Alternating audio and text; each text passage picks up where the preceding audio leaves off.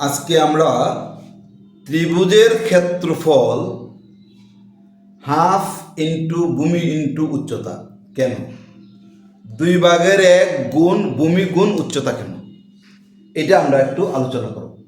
কেন ভূমি গুণ উচ্চতাই হলো না, তারপরে কেন ভূমি যোগ উচ্চতা হলো না, বা কেন ভাগ হলো না, কেন দৈর্ঘ্য যোগ প্রস্থ হলো না, কেন ভূমি বিয়োগ উচ্চতা হলো না, এটা নিয়ে আমরা আলোচনা করব। তাহলে ত্রিভুজের ক্ষেত্রফল আমরা মুখস্থ করে আসছি, ত্রিভুজের ক্ষেত্রফল 2/1 গুণ ভূমি গুণ উচ্চতা, অর্থাৎ হাফ ইন্টু ভূমি ইন্টু উচ্চতা ত্রিভুজের ক্ষেত্রফল। তাহলে আমরা প্রথমে একটা আয়তক্ষেত্র অঙ্কন করি। আয়তক্ষেত্র বা সমান্তরিক আঁকতে পারো, আমি আয়তক্ষেত্র আঁকি, একটু বুঝতে সুবিধা হবে।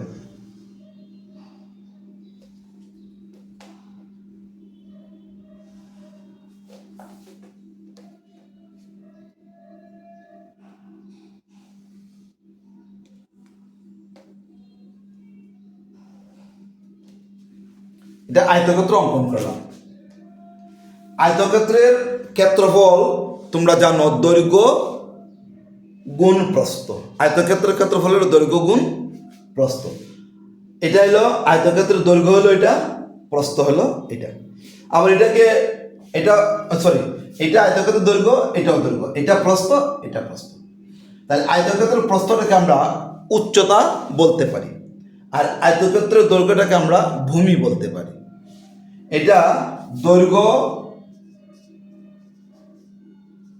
বা ভূমি, ভূমি বরাবর, আর এটা হলো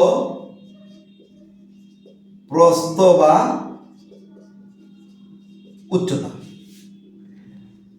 তাহলে দেখো, আমরা জানি ত্রিভুজের আয়তক্ষেত্রের ক্ষেত্রফল দৈর্ঘ্য গুণ প্রস্থ। দৈর্ঘ্য আর প্রস্থ গুণ করলে যেটা হবে সেটা হবে, মনে করো এটা আছে 8 সেন্টিমিটার, এটা আছে 4 সেন্টিমিটার। তাহলে এটা ক্ষেত্রফল কত হবে? দৈর্ঘ্য গুণ প্রস্থ 8 গুণ 4 32 বর্গ সেন্টিমিটার হবে এই আয়তক্ষেত্রটার ক্ষেত্রফল। কেমন? এখন আমি যদি এইটাকে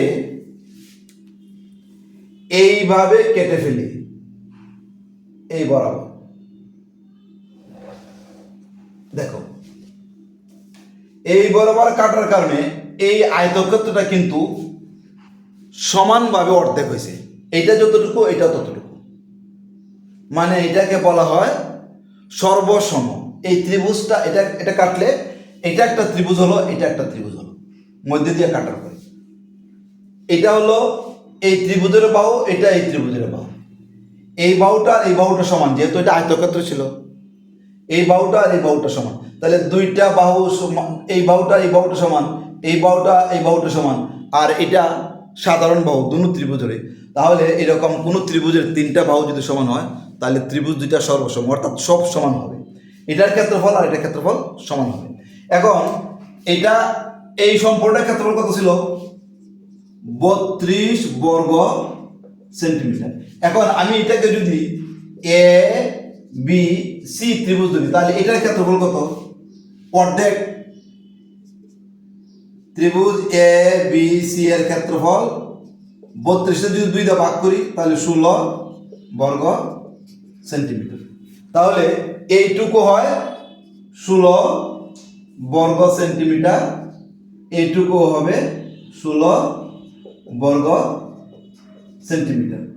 তাহলে আমরা এটা 16 বর্গ সেন্টিমিটার, এটা 16 বর্গ সেন্টিমিটার, তাহলে আমি এই আয়তক্ষেত্রের ক্ষেত্রফল 32 বর্গ সেন্টিমিটার, যেটা আমরা পেয়ে গেলাম। ঠিক আছে, অর্ধেক করার কারণে। এখন আমি এটা একটু মুছে নেই। দেখো, আমি যদি উপরের অংশটা মুছে ফেলি, এটা যদি মুছে ফেলি, এটা মুছে ফেললাম, তাহলে এটা একটা ত্রিভুজ,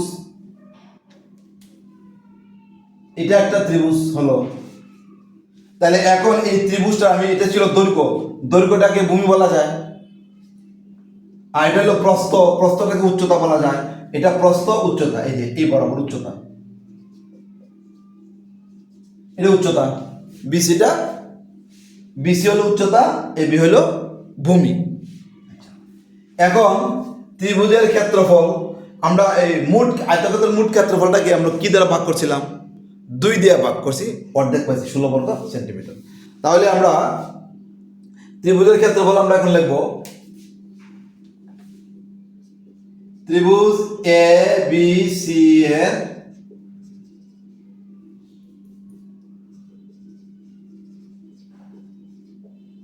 ক্ষেত্রফল 1/2 ইন্টু ভূমি গুণ উচ্চতা বর্গ একক। 1/2 ভূমি কত ছিল? ভূমি ছিল, এটা ছিল 8 সেন্টিমিটার, এটা আমরা ধরে নিয়েছিলাম 8 সেন্টিমিটার, তাহলে 8 সেন্টিমিটার।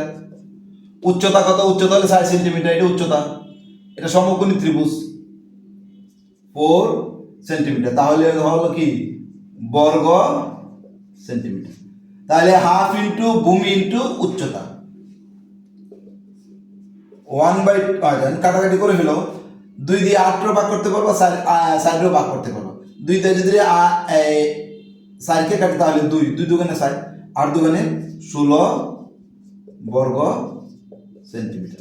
অর্থাৎ আয়তক্ষেত্রের ক্ষেত্রফলের অর্ধেক, আয়তক্ষেত্রের ক্ষেত্রফল আমরা এটা ভাগ করে 16 বর্গ সেন্টিমিটার পাইছিলাম। মানে এটা ছিল এরকম, যদি আমরা ডট ডট দেই,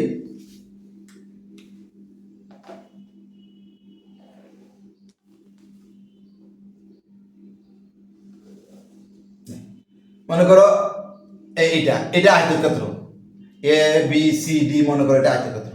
তাহলে আমাদের এটা ছিল 8 সেন্টিমিটার, এটা ছিল 4 সেন্টিমিটার। আমরা গুণ করার পরে কত হয়েছিল? 32, 4 32 বর্গ সেন্টিমিটার ছিল। তাহলে এটাকে মধ্যে দিয়ে আমরা দাগ দেওয়ার কারণে অর্ধেক হয়ে গেল, সমানভাবে অর্ধেক হয়েছে। তাহলে এটা 16 বর্গ সেন্টিমিটার, এটা 16 সেন্টিমিটার। যদি আমরা অর্ধেক করি তাহলে এটা কি আকৃতির হয়? ত্রিভুজ আকৃতির হয়। তাহলে 16 পেতে হলে আমাকে দৈর্ঘ্য আর প্রস্থর গুণফলটাকে 2 দ্বারা ভাগ করতে হবে। এমনি যদি আয়তক্ষেত্রের ক্ষেত্রফল হয় কত হয়? 32, 32 যদি 2 দ্বারা ভাগ করি তাহলে কত হয়? এই 16 বর্গ সেন্টিমিটার। অর্ধেক মানে 2 ভাগ, এটা 1 ভাগ, এটা 1 ভাগ, মানে সম্পূর্ণ ক্ষেত্রফলটাকে 2 দ্বারা ভাগ, অর্থাৎ 2 ভাগ করছি, 16 বর্গ সেন্টিমিটার। এই একটা হলো 16 বর্গ সেন্টিমিটার। তাহলে ত্রিভুজের ক্ষেত্রফল ভূমি গুণ উচ্চতাকে যদি 2 দিয়ে ভাগ করি, ভূমি গুণ উচ্চতাকে যদি 2 দিয়ে ভাগ করি তাহলে ত্রিভুজের ক্ষেত্রফল আমরা পেয়ে যাই। সেজন্য হাফ ইন্টু ভূমি ইন্টু উচ্চতা, অর্থাৎ ভূমি গুণ উচ্চতা, অর্থাৎ দৈর্ঘ্য গুণ প্রস্থকে 2 দিয়ে ভাগ করলে ত্রিভুজের ক্ষেত্রফল আমরা পেয়ে যাব। আর যদি মনে করি না গুণ না, যোগ হলে কি হবে? ভূমি যোগ প্রস্থ মানে উচ্চতা। তাহলে ভূমি হলো 4, ভূমি হলো 8, আর প্রস্থ হলো 4, মানে উচ্চতা হলো 4। যদি যোগ করো তাহলে কত হয়? 12। 12 2 দিয়ে যদি ভাগ করো তাহলে কত হয়? 6 বর্গ সেন্টিমিটার। কিন্তু এটা আছে কত? 16 বর্গ সেন্টিমিটার।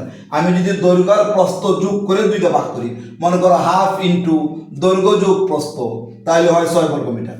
আর যদি মনে করো এখানে আমরা লিখি দৈর্ঘ্য যোগ প্রস্থ, তাহলে সাইডে আর 12 বর্গ সেন্টিমিটার হয়। কিন্তু এই জায়গাটা হলো কত?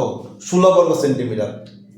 গুণ ছাড়া, মানে ভূমি গুণ উচ্চতা, অর্থাৎ দৈর্ঘ্য গুণ প্রস্থ, এই গুণফলটাকে 2 দিয়ে ভাগ করলেই ত্রিভুজের ক্ষেত্রফল পাওয়া যায়, অন্যথায় পাওয়া যাবে না। সেজন্য ত্রিভুজের ক্ষেত্রফলের সূত্রটা হাফ ইন্টু ভূমি ইন্টু উচ্চতা। এইটা হলো আসল কথা। তাহলে তুমি কখনো ভূমি মানে কি? দৈর্ঘ্য, উচ্চতা মানে কি? প্রস্থ।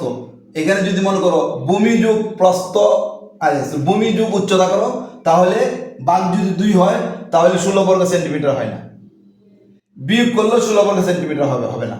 8 4 দিয়ে ভাগ করলেও 16 বর্গ সেন্টিমিটার হবে না। অন্য কোনোভাবেই এইটুকুর ক্ষেত্রফল 16 বর্গ সেন্টিমিটার হবে না। একমাত্র রাস্তা হলো সম্পূর্ণ আয়তক্ষেত্রের ক্ষেত্রফল আমরাকে ভাগ করে কত পাইছি, এটা 16 পাইছি, আর গুণ করে পাইছি কত 32 বর্গ সেন্টিমিটার।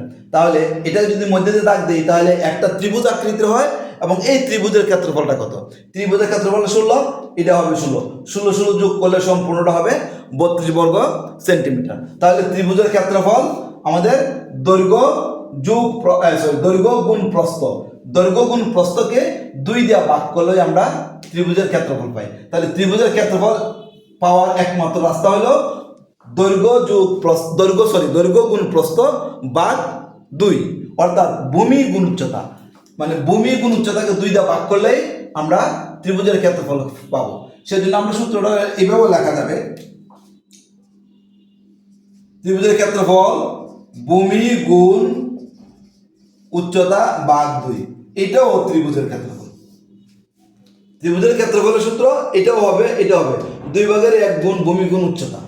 তাহলে কেন আমরা বুঝতে পারছো এখন কেন ভূমি গুণ উচ্চতা হলো ত্রিভুজের ক্ষেত্রফল? হাফ ইন্টু ভূমি গুণ উচ্চতা কেন হলো?